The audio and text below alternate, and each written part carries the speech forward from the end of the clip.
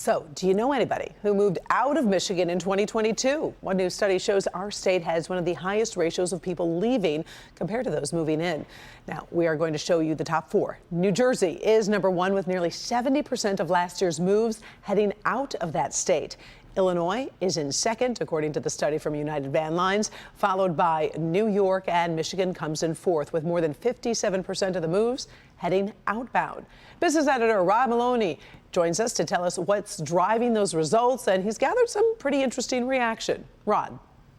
The moving van, whether United's or the do-it-yourself variety, means big change for everyone involved. And asking Michiganders why they think people are moving out in droves provides differing answers. It has to be the weather. It's been so gloomy and no sun is out, and the sun always makes you feel better. Get out of Dodge, I guess, and just try different things. That's what it comes down to. Just try new things. Don't be afraid.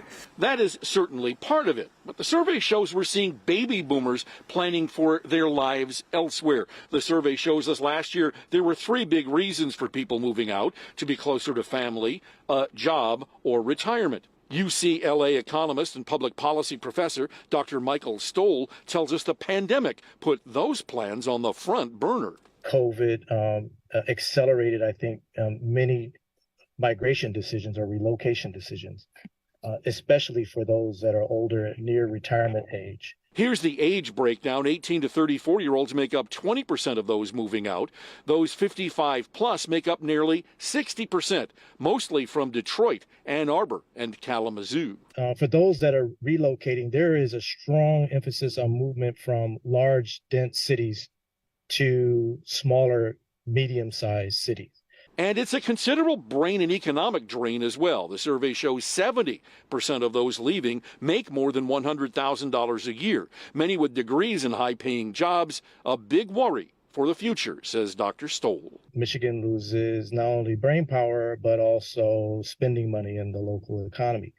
And it's not being replaced at the same rate.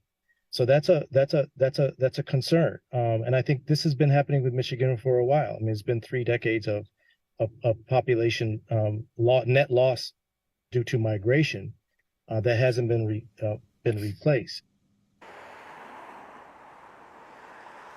Now, Dr. Stoll told me that Michigan is not alone with this problem. He says there are a lot of baby boomers in the Midwest, and they're looking to move south to the warmer weather for their retirements. But he also says that we do have people moving into Michigan, just not nearly as many than are moving out. Reporting live in Grosse Pointe, Rod Maloney, Local 4. All right, we appreciate it. Thank you, Rod.